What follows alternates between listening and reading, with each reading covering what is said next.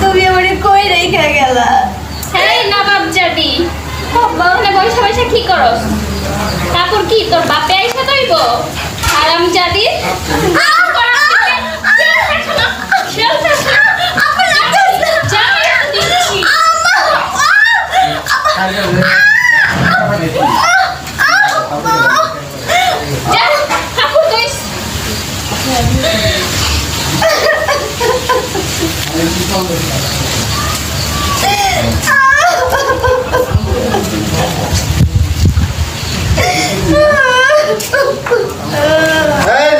বেটি এনে বৈশা বৈশা মায়া কান্না কিসের?